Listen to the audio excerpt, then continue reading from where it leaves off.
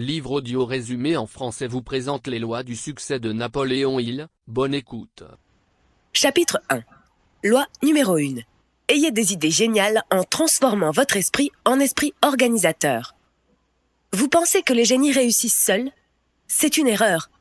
Même si bien souvent le succès profite à un individu plutôt qu'à un groupe, sa réussite est quasi systématiquement le résultat d'un travail collectif. Créez un cerveau collectif pour trouver des idées de génie. Comme dit le proverbe, 2 cerveaux valent mieux qu'un. C'est tout à fait vrai, mais à une condition, que le groupe dans lequel vous travaillez soit régi par un esprit organisateur. En effet, le simple fait de s'allier à d'autres personnes ne produit pas toujours des résultats prodigieux. Autrement, toutes les entreprises seraient exceptionnelles. Pour comprendre de quoi il s'agit, pensez par exemple aux atomes. De la même façon que des atomes se lient entre eux pour former des molécules aux propriétés différentes, les individus d'un groupe ne vous seront utiles que s'ils ont un but commun. C'est cette réunion coordonnée qui fait qu'une molécule acquiert ses caractéristiques et ses effets propres. Comment cela s'explique-t-il ? Le cerveau peut être comparé à une station radio qui émet et capte des vibrations de partout. Les pensées et idées de chacun sont émises et reçues, consciemment ou inconsciemment, par chacun des participants, en fonction de vibrations changeantes selon son état d'esprit. En travaillant de concert, les pensées conscientes et inconscientes des participants sont ainsi regroupées naturellement. Et si cela est fait correctement, il en résulte un cerveau collectif. Génial et efficace, il est capable de gérer des idées inconnues et originales bien plus facilement qu'une personne seule. Notamment en ayant accès au subconscient de tous les acteurs. C'est ce cerveau collectif qui est à l'origine de l'esprit organisateur capable de matérialiser les idées les plus étonnantes. Ainsi, Ford se vantait de ne pas savoir grand-chose du fonctionnement de son entreprise, mais d'avoir des employés possédant toutes les connaissances nécessaires. Il faisait confiance à son cerveau collectif pour organiser les détails et trouver des solutions. Lui-même était membre d'un cerveau collectif. Il retrouvait régulièrement d'autres grands hommes pour partager ses idées avec eux. Edison, Ford et Firestone. Il n'était pas le seul dans ce cas, comme le prouvent Pierre et Marie Curie, ou plus récemment, Steve Jobs et Steve Wozniak. Qu'attendez-vous pour vous unir et vous dépasser grâce au cerveau collectif ? À 2 ou à plusieurs, c'est toujours mieux. L'harmonie est l'ingrédient essentiel pour créer un cerveau collectif. L'intérêt commun est un prérequis à toute entreprise fructueuse. La question qui se pose est donc de le faire naître. Puisque réunir des personnes talentueuses n'est pas suffisant pour y parvenir, il faut trouver un facteur de coercition capable de les lier entre elles, et ainsi de générer le cerveau collectif. Cet ingrédient indispensable et rare est l'harmonie. Autrement dit, la coopération volontaire et sereine. Celle-ci est difficile à produire, car il n'existe pas de recette miracle. Tout dépend des talents du dirigeant et chaque situation est différente. Certains utiliseront la discipline, la force ou feront preuve de volonté pour la mettre en place. C'est le propre des leaders et des grands chefs d'industrie de savoir quoi faire pour créer cette harmonie. Par exemple, lorsque vous rencontrez quelqu'un de charismatique, vous entrez naturellement en résonance avec lui et avez envie de le suivre. C'est une forme d'harmonie. Napoléon pouvait faire une si forte impression que cette harmonie se mettait en place naturellement, à tel point que ses soldats étaient prêts à mourir pour réaliser sa vision. Les bons leaders savent par ailleurs la maintenir en faisant des rappels réguliers, que cela soit par des discours ou par des rassemblements. Une fois l'harmonie créée, tout le reste se met en place naturellement. En effet, dès lors, le génie organisateur du cerveau collectif dicte inconsciemment à tous ce qu'il faut faire et quand il faut le faire. En revanche, l'antipathie, l'inimitié et l'incompréhension sont les ennemis du cerveau collectif. Les vibrations contradictoires ou négatives empêcheront l'harmonie de s'établir.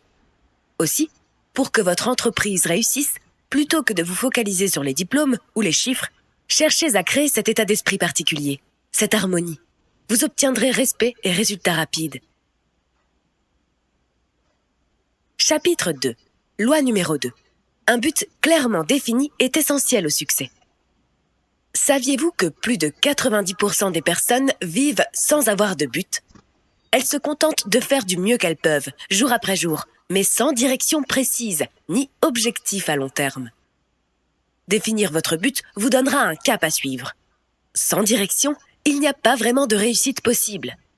En effet, il est évident qu'atteindre un succès significatif demande de la discipline, du talent, de l'inspiration et de la motivation. Mais sans direction précise à suivre, lorsque les buts sont trop dispersés, l'énergie s'épuise. En effet, si vous n'avez pas de but, vous n'avez pas de pouvoir. Par exemple, il ne sert pas à grand-chose d'avoir des connaissances encyclopédiques si vous n'en faites rien. Seul le fait d'avoir un but vous permet de les canaliser dans une concrétisation, qui n'est pas forcément financière. Par exemple, lors des courses de l'America's Cup, le but commun, gagner la course, passionnément, partagé entre les coéquipiers, leur permet de se dépasser et de donner le meilleur d'eux-mêmes. Leurs connaissances, leurs compétences sont toutes dirigées vers une seule possibilité, la victoire. Pour que vos ambitions soient couronnées de succès, il est donc prioritaire de vous fixer un but. Grâce à cela, vous pourrez alors canaliser vos efforts dans la bonne direction. Définissez votre but de façon efficace. Si vos rêves ne sont pas encore devenus réalité, c'est la preuve qu'il est temps de repréciser vos objectifs. Voilà comment faire. Déterminez en premier lieu ce que vous voulez plus que tout. Demandez-vous pour quand vous le voulez. Déterminez pourquoi vous le voulez et trouvez comment l'obtenir.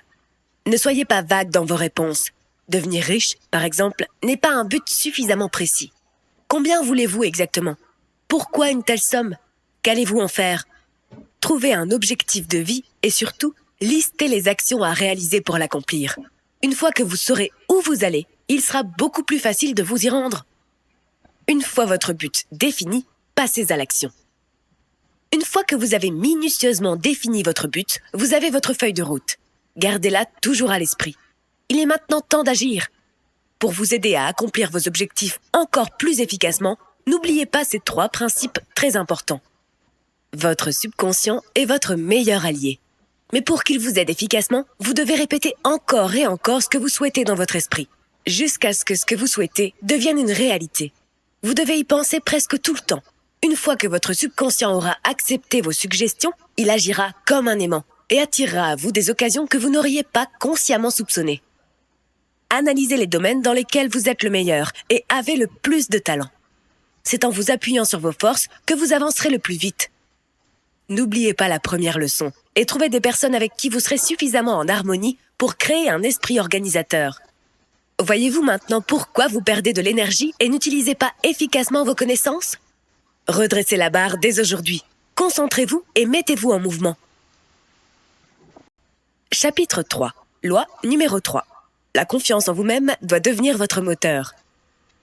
Dire que la confiance en soi est utile à la réussite est presque une évidence. Tous les grands hommes le sont justement, parce que leur foi en eux-mêmes les rend capables de résister aux épreuves et à l'adversité.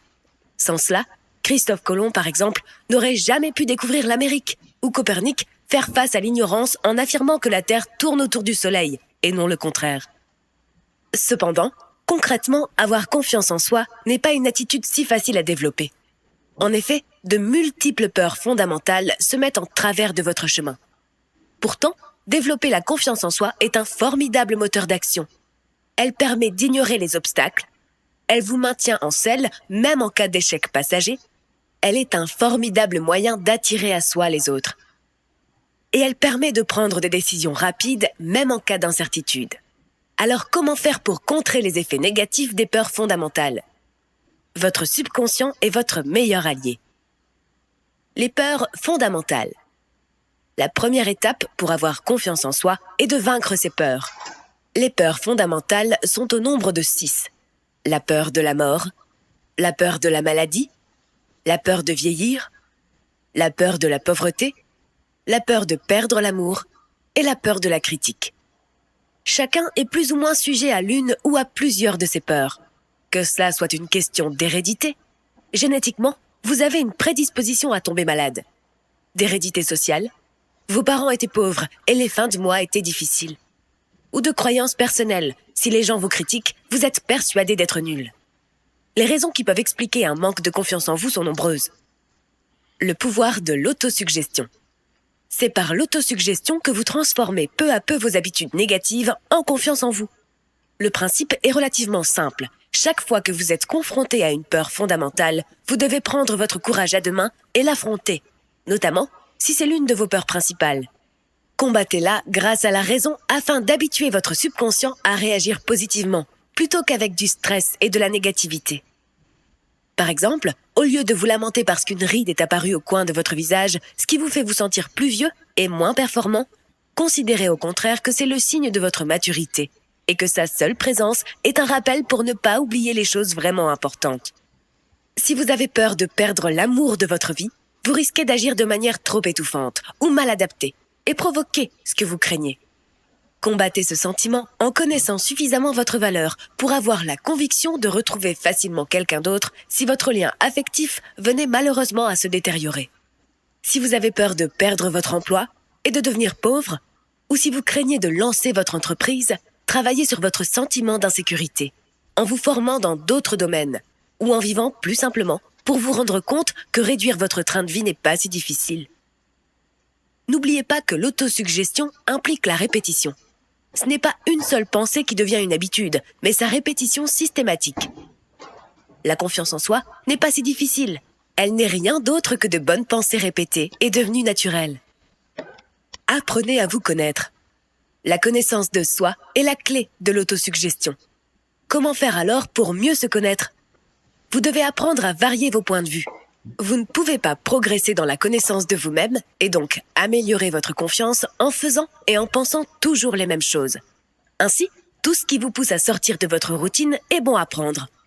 Cela peut consister par exemple à essayer tous les mois une nouvelle activité, à lire sur des sujets inconnus, à accepter la contradiction avec calme et intérêt, à vous mettre volontairement en difficulté pour voir comment vous réagissez. Plus vous aurez l'occasion de découvrir d'autres facettes de vous-même et plus vous aurez confiance en vous. Ce faisant, vous aurez l'impression d'être capable de réagir à des situations très différentes. Essayez de nouvelles choses en permanence. Assimilez de nouvelles compétences. Vivez différemment, même si cela demande un petit effort. Vous y gagnerez. Alors par quoi allez-vous commencer ? Chapitre 4. Loi numéro 4. L'habitude de l'épargne est fondamentale pour construire une réussite financière. Si en marchant dans la rue aujourd'hui, vous trouvez un billet de 200 €, que ferez-vous ? Probablement, chercherez-vous comment profiter de cette chance en vous faisant plaisir. Mais cette attitude prouverait que vous n'avez pas encore acquis le réflexe de l'épargne. Réfléchissez comme un riche et non comme un pauvre. Épargner ne doit pas demander d'effort, mais devenir une habitude. C'est en prenant l'habitude systématique d'économiser que vous le ferez naturellement et sans réfléchir et sans vous forcer. Mais pourquoi est-ce si important d'économiser ? La réponse découle naturellement de ce que vous avez appris. La nécessité d'avoir un objectif clair dans votre vie. Épargner ne sert pas à vous frustrer, mais au contraire à accomplir vos rêves. Et c'est souvent en économisant votre argent que vous y arriverez. En effet, si vous avez assez d'argent, vous dépendez moins des autres et vous êtes plus libre. En cas d'imprévu, vous y ferez face avec sérénité. Vous pouvez investir cet argent pour qu'il vous en rapporte encore plus. Et bien sûr, cela vous permettra de l'utiliser pour ce qui compte le plus à vos yeux. Chaque euro dépensé dans quelque chose qui ne sert pas directement vos buts est donc mal utilisé. Quand vous économisez, ne pensez surtout pas que vous économisez, car vous avez peur de manquer d'argent. Cette attitude est celle de ceux qui resteront toujours pauvres, car votre subconscient acceptera l'idée que vous risquez d'être pauvre à tout moment et vous fera agir en fonction. L'habitude de l'épargne aura un impact positif de façon globale sur votre vie. Si vous économisez en pensant que cette habitude vous rend plus riche jour après jour, c'est ce qui se passera dans les faits. Votre subconscient cherchera alors à matérialiser vos pensées d'abondance. L'économie doit devenir un outil de réussite et non une contrainte. De plus, l'habitude de l'épargne augmentera votre confiance en vous-même grâce aux effets positifs de la discipline, du calme et du contrôle qu'elle nécessite. Voilà la marche à suivre pour concrétiser cela. Vous devez épargner au moins 20% de ce que vous gagnez. Vous avez le droit de dépenser au maximum 10% comme vous voulez. Le reste doit servir à payer vos charges et à investir.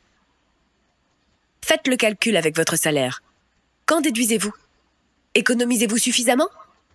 Si cela vous semble impossible, commencez avec des pourcentages plus modestes. Mais commencez. Et efficacement, payez-vous en premier.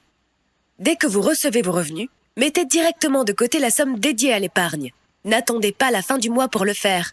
Ainsi, vous serez moins tenté de dépenser d'argent qui vous resterait éventuellement en fin de mois. Un des moyens les plus simples est de mettre en place un virement automatique, ce qui vous présente aussi l'avantage de vous éviter la peine de devoir vous en occuper. Les observations effectuées sur les hommes les plus riches de la planète confirment ce point. L'habitude de l'épargne est un point commun et récurrent. Ne sous-estimez donc pas sa puissance. Plutôt que d'essayer de trouver des méthodes improbables sur comment gagner rapidement de l'argent afin de pouvoir le dépenser ensuite, faites le contraire et commencez par la base. Économisez. Car au-delà de l'aspect matériel, vous mettez de l'argent de côté, c'est surtout l'aspect psychologique qui est intéressant. Vous apprenez à réfléchir en homme riche. Vous devenez ainsi plus conscient et habile dans l'utilisation de votre argent. Et en l'utilisant mieux, vous pouvez progresser vers un but tout à fait louable, celui de l'indépendance financière. C'est-à-dire que vous ne serez plus obligé de travailler pour vivre si vous ne le souhaitez pas. Beaucoup de réussites tiennent en fin de compte à de petites choses qui, mises bout à bout, font la différence sur le long terme. L'habitude d'épargner en est une importante. Vous voulez vraiment réaliser vos projets? Économisez. En conclusion, vous avez le potentiel de réussir, mais encore faut-il savoir dans quoi, pourquoi et comment mettre à profit celui-ci. En suivant fidèlement les leçons du succès, vous posez les fondations de votre nouvelle vie, rapidement et efficacement. Grâce à elles, vous deviendrez qui vous voulez être. Un grand homme d'affaires, un inventeur de génie ou un meneur d'hommes. Quel chemin désirez-vous suivre? Quel qu'il soit, soyez résolu et déterminé, et vous atteindrez un jour votre destination. Il serait dommage de vous contenter d'une vie moyenne quand vous pourriez avoir bien plus.